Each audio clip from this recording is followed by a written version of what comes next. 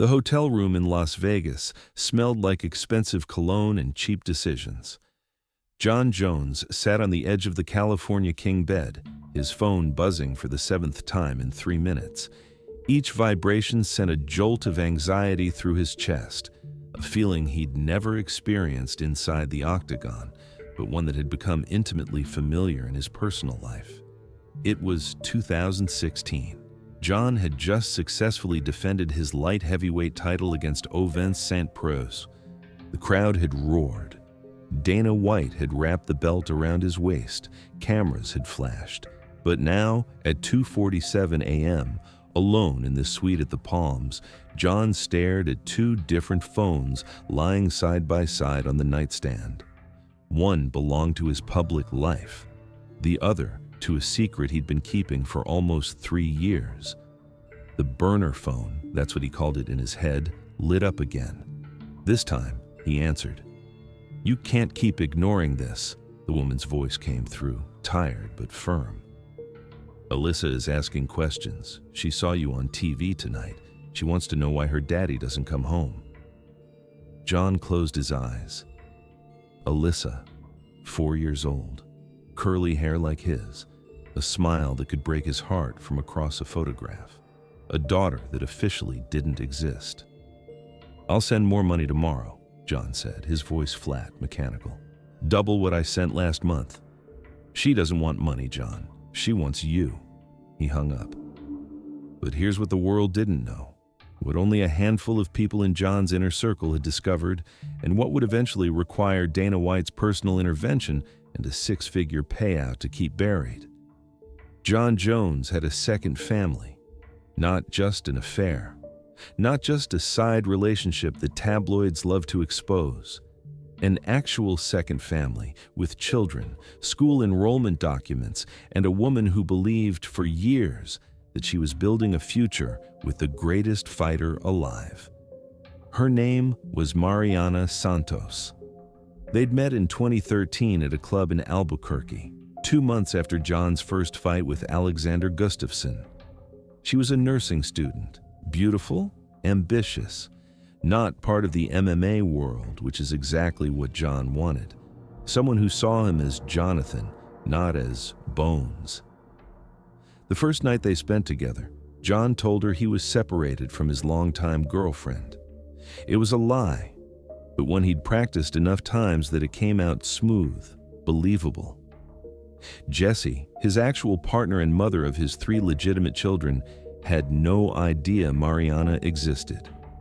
For months, Jon maintained the dual existence with shocking precision. Fight camps in Albuquerque meant time with Jessie and the kids. Media obligations in Las Vegas meant flying Mariana out, putting her up in hotels, playing the role of devoted boyfriend. He bought her a car, a white Range Rover with temporary plates that couldn't be traced back to him. He paid her tuition. He promised her the world. When Mariana got pregnant in late 2014, Jon didn't run. That's the part that shocked even his closest friends when they eventually found out. Instead, he doubled down. He rented her a condo in Henderson, Nevada, far enough from his Albuquerque home base to avoid accidental discoveries. He hired a lawyer to create a complex web of LLCs and shell companies to pay her expenses without his name appearing on any documents. Alyssa was born in June 2015. Jon was in the delivery room. He held his daughter. He cried real tears. Then he flew back to Albuquerque and celebrated Father's Day with his other children, posting photos on Instagram that Mariana saw from her hospital bed. The emotional compartmentalization required to maintain this double life would have broken most people. But Jon had already proven he could exist in multiple realities simultaneously.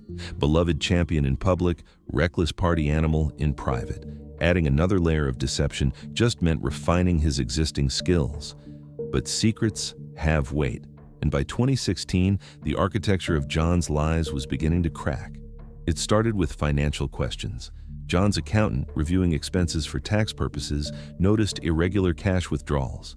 $8,000 here, $12,000 there, always from ATMs in Nevada, always on dates that didn't correspond with scheduled UFC events or appearances.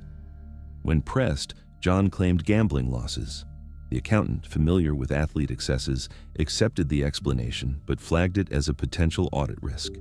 Then came the Instagram incident. Mariana, tired of being hidden, posted a photo of Alyssa on her private account. Private, but not private enough. One of her nursing school classmates followed several UFC fan accounts. The photo got screenshotted, circulated in group chats, and eventually landed in a Reddit thread speculating about Jon's personal life. The post stayed up for 47 minutes before Jon's team discovered it. 47 minutes that felt like 47 hours. Lawyers made calls. The original poster received a threatening cease and desist letter. The Reddit thread mysteriously disappeared, but the screenshot existed in the wild, floating in the dark corners of the internet, a ticking time bomb. Dana White got the call on a Tuesday afternoon. Jon's manager, in a panic, explained the situation. Not the Instagram leak specifically, but the whole truth. The second family, the financial trail, the potential for catastrophic exposure that could damage not just Jon's career, but the UFC's marketability of its biggest star. Dana's response was immediate and brutal in its pragmatism. How much does she want? That question revealed the cold calculus of sports business. Not, is this morally right? Not, how could Jon do this? Just, how much will it cost to make the problem disappear? The negotiation took 3 weeks. Mariana, advised by a lawyer Jon's team connected her with, a conflict of interest so obvious it was almost laughable, agreed to terms that sounded generous on paper, but were designed with Jon's protection as the sole priority.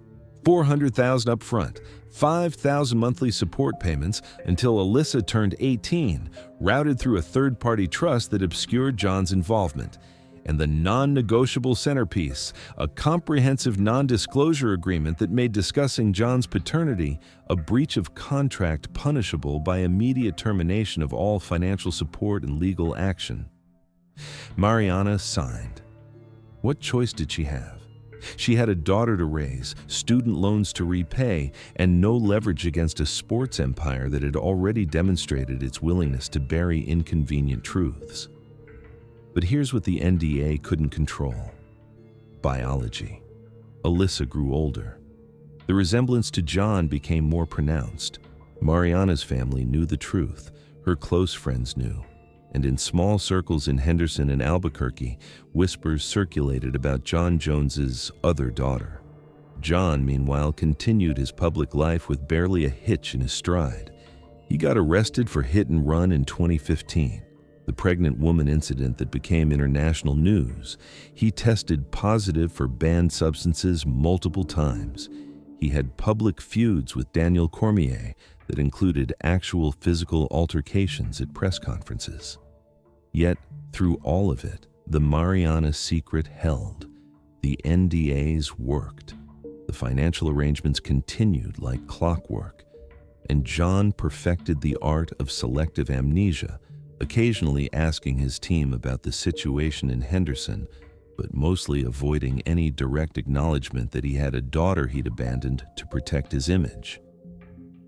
Jesse, Jon's longtime partner, discovered the truth in 2018. Not through investigative work or suspicion, but through an accidental credit card statement that Jon's assistant forgot to intercept. One line item, trust payment, Henderson Properties LLC. The explosion that followed was nuclear. Jesse threw Jon out of their house. He spent a week in hotels, calling obsessively, promising it was over, swearing Mariana meant nothing. He framed it as a past mistake, not an ongoing deception. He conveniently omitted that he'd seen Alyssa as recently as 3 months earlier, during a business trip to Vegas. The reconciliation required therapy, more lawyers, and Jon's commitment to cutting off all contact with Mariana and Alyssa. Jesse's one condition: complete severance. No visits, no calls, just money, handled by lawyers. Forever. Jon agreed. What choice did he have? But late at night, when the house was quiet and Jesse was asleep, Jon would sometimes scroll through old photos on that burner phone he'd promised to destroy, but couldn't quite throw away. Pictures of Alyssa as a baby, her first steps, her 3rd birthday party, a small affair at a park where Jon wore a baseball cap and sunglasses, paranoid about recognition. In one photo, Alyssa was laughing, her arms stretched toward the camera, toward him. The date stamp read, June 2017. Jon stared at that photo for a long time, trying to remember what her laugh sounded like. He couldn't. By 2019, Mariana had moved on. She'd met someone, a contractor named Miguel who didn't care about MMA, didn't recognize Jon Jones, and treated Alyssa like his own daughter. They got married quietly in a small ceremony in Santa Fe. Alyssa, now 6, called Miguel Daddy. Jon found out through his lawyer, who'd been monitoring Mariana's social media for potential NDA violations. The wedding photos showed Alyssa in a flower girl dress, holding Miguel's hand, beaming. Jon told himself he felt relieved, told himself this was the best outcome, told himself that Alyssa was better off with a father who was actually present rather than a ghost who sent money through anonymous bank accounts. He almost believed it. The UFC never officially acknowledged the situation. Dana White, in a rare moment of restraint, killed multiple tabloid inquiries with a combination of legal threats and off-the-record assurances that the story would damage the sport itself, not just Jon. Journalists who got too close found themselves excluded from press events, credentials mysteriously revoked. The machine protected Jon. It always had. But there's one document that exists, locked in a safe deposit box in a Las Vegas bank, that tells the whole truth. A DNA test conducted in 2015 when Jon briefly panicked about legal paternity claims.